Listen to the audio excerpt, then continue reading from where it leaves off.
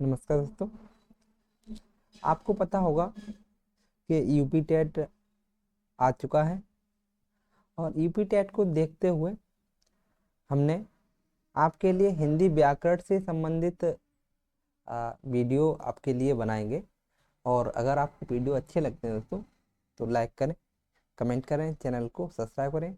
यहाँ से हम आपको 100% वन यहाँ से ही आपके प्रश्न पूछे जाएंगे। ये हम आपको श्योर करते हैं कि अगर आप वीडियो को देखते हैं और पूरा देखते हैं तो आपको 100% वन आपको यहाँ से फ़ायदा होगा और आप अपने परीक्षा में अधिक से अधिक हिंदी सब्जेक्ट से अधिक नंबर गेन कर सकते हैं। तो चलिए दोस्तों, अगर आपको वीडियो अच्छा लगता है तो लाइक करें, कमेंट करें और चैनल को सब्सक्राइब करें। आज का पहला हमारा टॉपिक है टॉपिक वाइज ये विषय सूची है। इन्हीं टॉपिक वाइज हम लोग अपने आगे बढ़ते रहेंगे और समझते रहेंगे कि हिंदी से संबंधित आपके जो भी प्रश्न बनेंगे वो किस प्रकार के बन सकते हैं हिंदी व्याकरण से संबंधित। और यूपी टेट में अधिकतर हिंदी व्याकरण ही पूछी जाती है। तो जैसे ही प्रश्न बनेंगे हम आपको इसमें बताएंगे। तो इसी विषय सूची है आपकी अध्याय अध्याय आज हम लोग पहला लेंगे भाषा, व्याकरण एवं लिपि का परिचय। ये पृष्ठ संख्या 1 से 4 तक रहेगी। दूसरा टॉपिक हमारा वर्ण विचार एवं आक्षरिक खंड रहेंगे।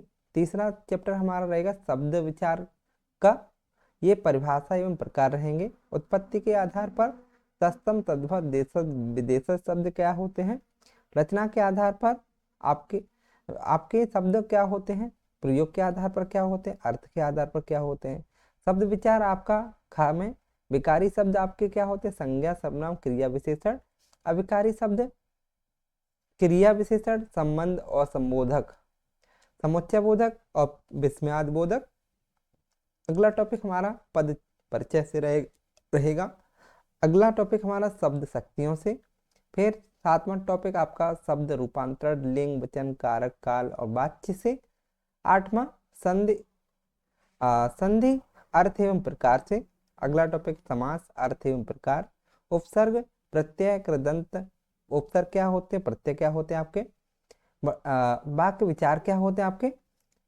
अगला टॉपिक हमारा अर्थ विचार, पर्याय, विलोम, वाक्यांश के लिए एक शब्द और समानार्थी, विराम चिन्ह, शुद्धिकरण, शब्द शुद्धि, वाक्य शुद्धि, मुहावरे और लोकोक्तियां, अलंकार, अर्थ एवं प्रकार, अनुप्रास, उपमा, श्लेष, यमक, रूपक, उत्प्रेक्षा, उदाहरण और विरोधाभास। अगला टॉपिक आपका ये पत्र, इसमें नहीं पूछा जाएगा। संक्षिप्तीकरण पूछ लिया जाता है, निबंध भी नहीं पूछा जाएगा। अपठित गद्यांश तो आता ही है और परिशिष्ट, ये टॉपिक हमारे हैं। आज का टॉपिक हम लोग लेते हैं पहला अध्याय आपका भाषा, व्याकरण एवं लिपि का परिचय। मतलब आपकी लिपि किस प्रकार की रही है, कौन सी लिपि है आपकी और इसका व्याकरण किस प्रकार का रहा है, इसी से पहले संबंधित समझ लेते हैं। इससे आपकी बेसिक जो नींव जो होगी मजबूत हो जाएगी और आप किसी को बता भी सकते हैं। मानव चलते हैं। मानव जाति के विकास के सुदीर्घ इतिहास में सर्वाधिक महत्व संप्रेषण के माध्यम का रहा है और वह माध्यम है भाषा। क्या माध्यम रहा था, भाषा। मनुष्य समाज की इकाई होता है और मनुष्य से ही समाज बनता है।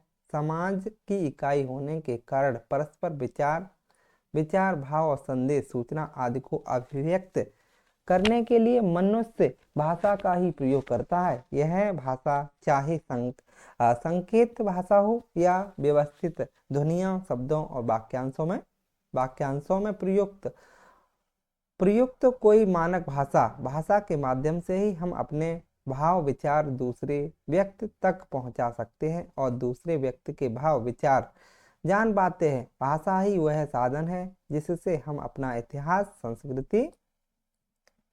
संस्कृति और संचित ज्ञान, विज्ञान और अपनी महान परंपराओं को को जान पाते हैं।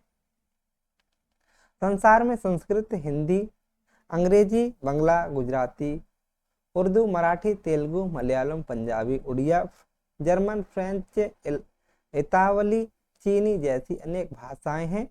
भाषा अनेक भाषा भाषी देश हैं और अनेक बोली और भाषाओं से ही मिलकर एक राष्ट्र बनता है। संस्कृत हमारी सभी भारतीय भाषाओं की सूत्र भाषा है। वर्तमान में हिंदी हमारी राजभाषा है। पूछा जाएगा हिंदी हमारी वर्तमान में कैसी भाषा है? राजभाषा है आपकी। भाषा के दो प्रकार होते हैं, पहला मौखिक, दूसरा लिखित। पहला पूछा जा सकता है भाषा के कितने प्रकार होते हैं? मौखिक, लिखित, दो प्रकार की। मौखिक भाषा आपस में बातचीत के द्वारा, भाषणों और उद्बोधनों के द्वारा प्रयोग में लाई जाती है। लिखित भाषा लिपि के माध्यम से लिखकर प्रयोग में लाई जाती है। इत्यादि भाषा भौतिक जीवन के पदार्थों तथा मनुष्य के व्यवहार व चिंतन की अभिव्यक्ति के साधन के रूप में विकसित हुई है, जो हमेशा एक सी नहीं रहती, अपितु उसमें दूसरी बोलियों, भाषाओं से संपर्क, भाषाओं से शब्दों का आदान प्रदान होता रहता है। जीवन के प्रति रागात्मक संबंध भाषा के माध्यम से ही उत्पन्न होते हैं। किसी सभ्य समाज का आधार उसकी विकसित भाषा को ही माना जाता है। हिंदी खड़ी बोली से अपने शब्द भंडार का विकास, दूसरी जनपदी बोलियां संस्कृत एवं अन्य समकालीन विदेशी भाषाओं के द्वारा शब्द भंडार के मिश्रण से किया है, किंतु हिंदी के व्याकरण के विविध रूप अपने ही रहे हैं और हिंदी में अरबी, फारसी, अंग्रेजी आदि विदेशी भाषाओं के शब्द भी प्रयोग के आधार पर, व्यवहार के आधार पर, आकार सामयिक हो गए हैं। भाषा स्थायी नहीं होती, उसमें दूसरी भाषा के लोगों के संपर्क में आने से परिवर्तित होती रहती है। भाषा में यह परिवर्तन धीरे धीरे होता है और इन परिवर्तनों के कारण नई भाषाएं बनती हैं। इसी कारण संस्कृत, पाली, प्राकृत, अपभ्रंश आदि के क्रम में आज की हिंदी, राजस्थानी, गुजराती, पंजाबी, सिंधी, बंगला, उड़िया, असमिया, मराठी आदि अनेक भाषाओं का विकास हुआ है। भाषा के अगली हेडिंग हमारी भाषा के भेद। भाषा के भेद कितने हैं आपके पूछे जाएंगे। जब हम आपस में बातचीत करते हैं तो मौखिक भाषा का प्रयोग करते हैं तथा पत्र लेखन, पुस्तक, समाचार पत्र आदि में लिखित भाषा का प्रयोग करते हैं। विचारों का संग्रह भी हम लिखित भाषा में ही करते हैं। मौखिक भाषा, लिखित भाषा। भाषा के भेद अगर आपसे पूछे जाते हैं तो दो प्रकार के, मौखिक और लिखित। सामान्य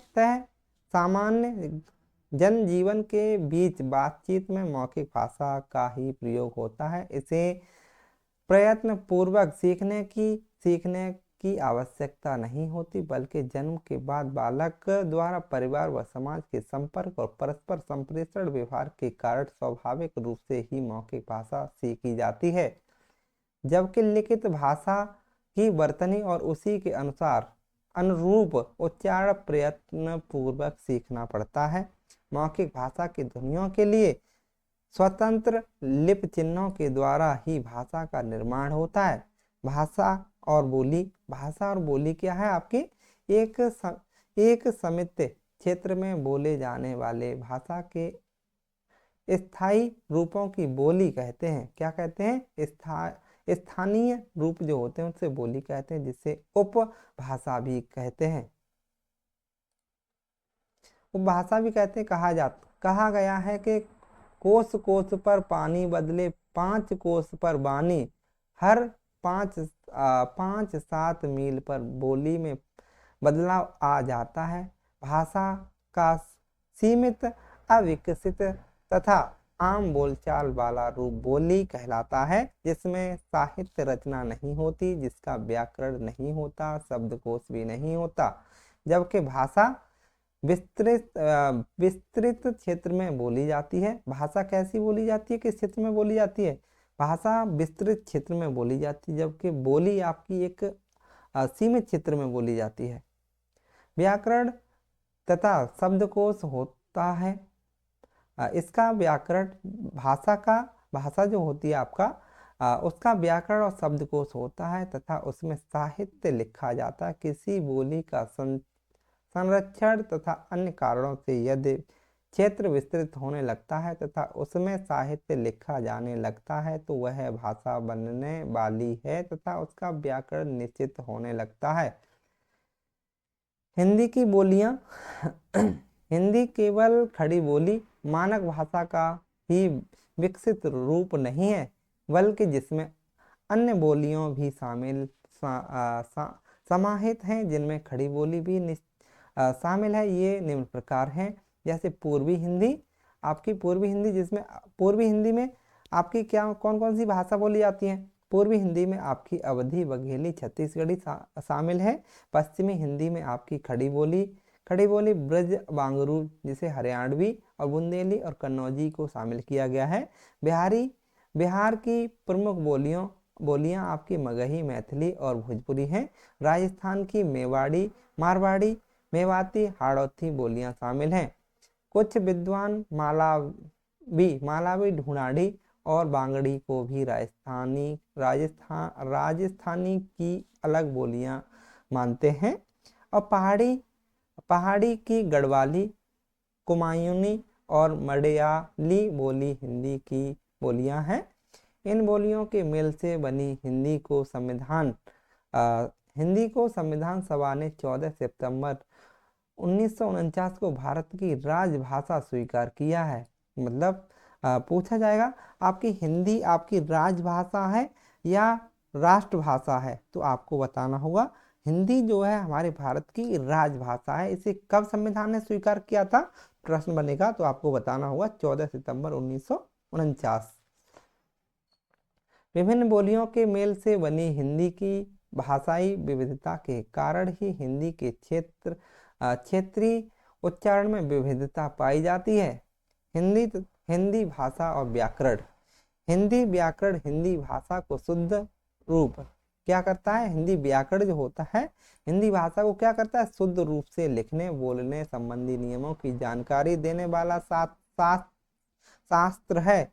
किसी भी भाषा को जानने के लिए उसके व्याकरण को भी जानना बहुत आवश्यक है। हिंदी की विभिन्न ध्वनि वर्ण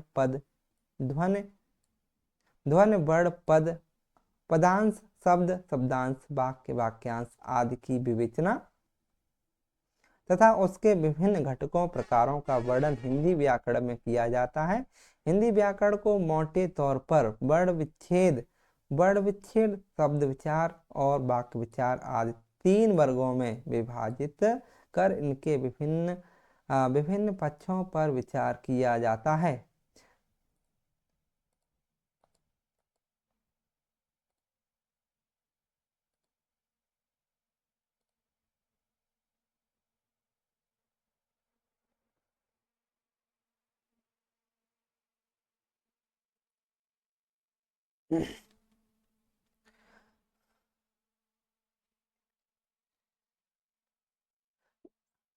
नागरी लिपि का परिचय और वर्तनी। भाषा की ध्वनियों को जिन लेखन चिन्हों में लिखा जाता है उसे लिपि कहते हैं। अर्थात किसी भी भाषा की मौखिक ध्वनियों को लिखकर व्यक्त करने के लिए जिन वर्तनी चिन्हों का प्रयोग किया जाता है वह लिपि कहलाता है। संस्कृत, हिंदी, मराठी, कोंकणी, गोवा, नेपाली आदि भाषाओं की लिपि देवनागरी है। आपकी पूछा जाएगा हमारी संस्कृत भाषा की लिपि कैसी है? देवनागरी। हिंदी की कैसी है? देवनागरी। मराठी की कैसी है? देवनागरी। कोंकणी मतलब गोवा की और नेपाली भाषा कैसी है? आपकी देवनागरी भाषा में लिखी गई हैं।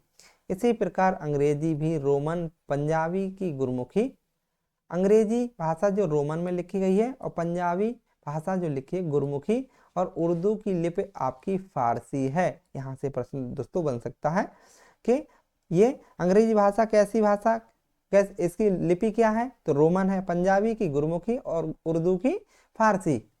भारत सरकार के अधीन केंद्रीय हिंदी निदेशालय ने अनेक भाषाविदों, पत्रकारों, हिंदी सेवा संस्थाओं तथा विभिन्न मंत्रालयों के प्रतिनिधित्व के संयोग से हिंदी की वर्तनी का देवनागरी में एक मानक स्वरूप तैयार किया है, जो सभी हिंदी प्रयोक्ताओं के लिए समान रूप से मान्य है।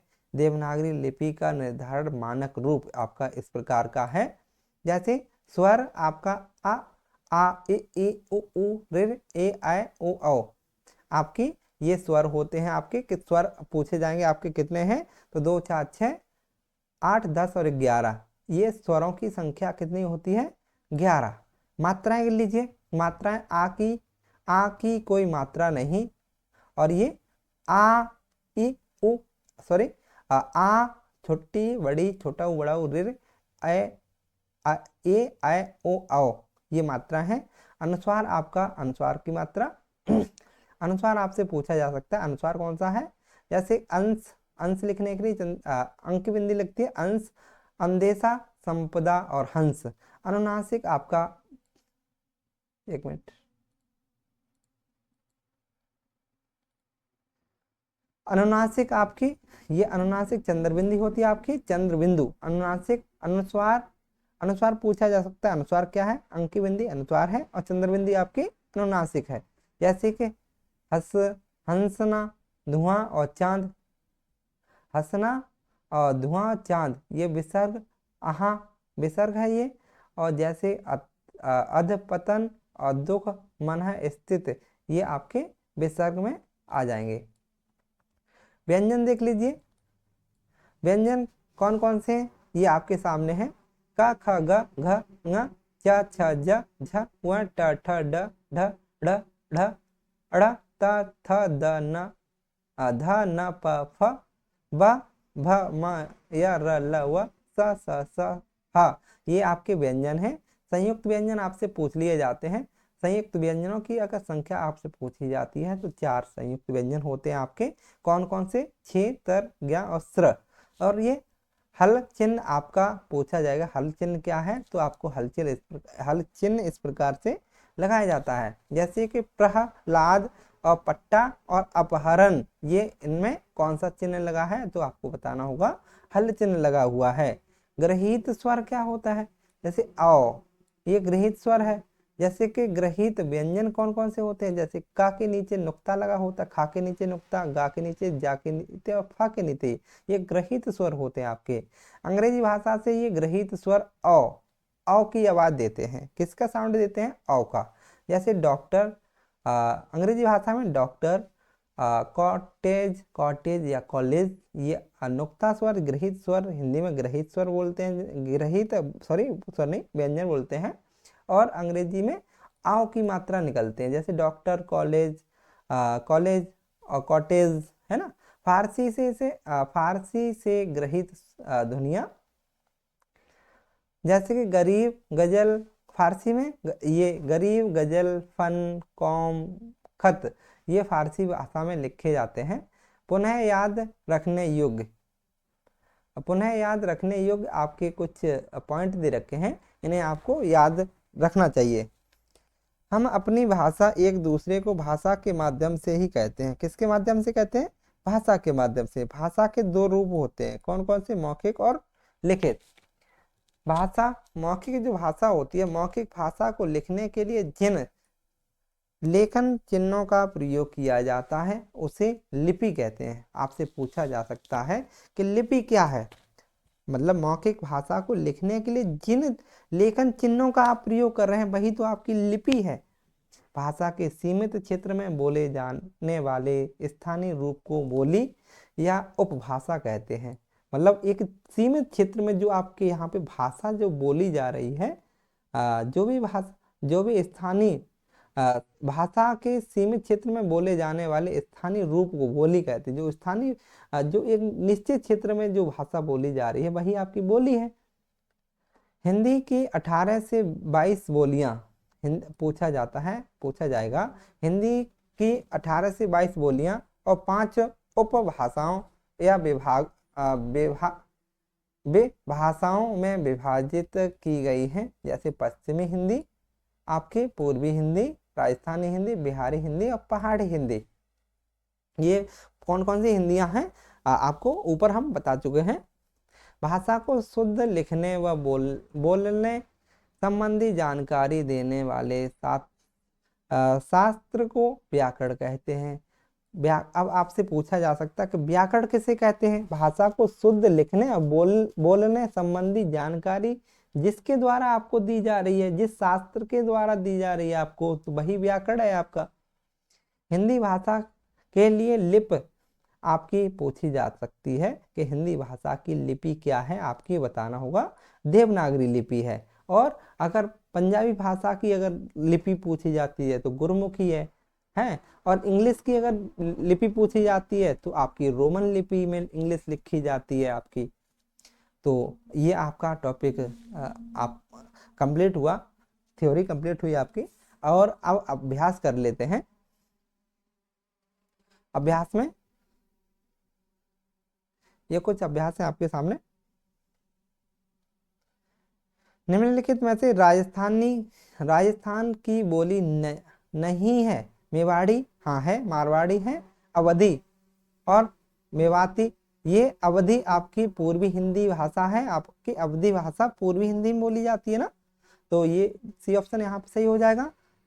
यह सीमित क्षेत्र में बोली जाने वाली भाषा के स्थानीय रूप को कहते हैं। क्या कहते हैं? राजभाषा, राष्ट्रभाषा, उपभाषा या संपर्क भाषा। आपको बताना होगा उसे क्या कौन सी भाषा कहते हैं? उपभाषा, जिसे बोली भी कहा जाता है ना। सी ऑप्शन सही हो जाएगा यहाँ पे। हमारी राष्ट्रभाषा भाषा तो भारत की कोई राष्ट्रभाषा है नहीं, आपकी राजभाषा है। राजभाषा को संविधान में 14 सितंबर 1949 को स्वीकृत किया गया था। निम्नलिखित में से किसकी लिपि देवनागरी नहीं है, आपको बताना है। यहाँ नहीं है पूछा गया। नेपाली की देवनागरी है, और आपकी नेपाली की भी है, और हिंदी की भी है, संस्कृत की भी है, लेकिन पंजाब की आपकी देवनागरी भाषा नहीं है, क्योंकि पंजाब की आपकी गुरमुखी भाषा है। खड़ी बोली हिंदी के किस स्वरूप से निकली है, आपको बताना है। खड़ी बोली पूछी जा रही है आपको, किससे निकली हुई है? पूर्वी हिंदी से, पश्चिमी हिंदी से, राजस्थानी हिंदी से और पहाड़ी हिंदी से। तो आपको खड़ी बोली बताना होगा पश्चिमी हिंदी से निकली हुई बोली है आपकी। पश्चिमी हिंदी में आपकी ब्रजभाषा आ जाती है, कन्नौजी भाषा आ जाती है और खड़ी बोली भाषा आ जाती है आपकी। पूर्वी हिंदी में आपकी अवधी आ जाती है, और है ना, अवधी भाषा आपकी पूर्वी हिंदी के अंतर्गत आती है। इसे आप भाषा किसे कहते हैं? भाषा के कौन से दो रूप होते हैं? भाषा और बोली में क्या अंतर है? हिंदी भाषा की विभिन्न बोलियों के नाम लिखिए। और लिपि का क्या अर्थ है? हिंदी भाषा की लिपि क्या है? व्याकरण किसे कहते हैं? व्याकरण के प्रमुख विभाग कौन कौन से होते हैं? इसे आप अपने हिसाब से सॉल्व कर सकते हैं। तो चलिए दोस्तों, अगला टॉपिक हम अगले वीडियो में कवर करेंगे। अगर आपको टॉपिक सही लगा है दोस्तों, यहाँ से एक ना एक प्रश्न आपका यूपी टेट में पूछा ही जाएगा आपको, और यहाँ से आप देख लीजिए और आपको फ़ायदा होगा। अगर आपको दोस्तों वीडियो अच्छा लगा है तो लाइक करें, कमेंट करें और चैनल को सब्सक्राइब करें। इसी प्रकार के हम टॉपिक वाइज आपको वीडियो उपलब्ध कराते रहेंगे, और आप अपना वीडियो को प्यार दिखाएं। और आपको बहुत बहुत धन्यवाद। चलिए दोस्तों, फिर मिलते हैं। नमस्कार।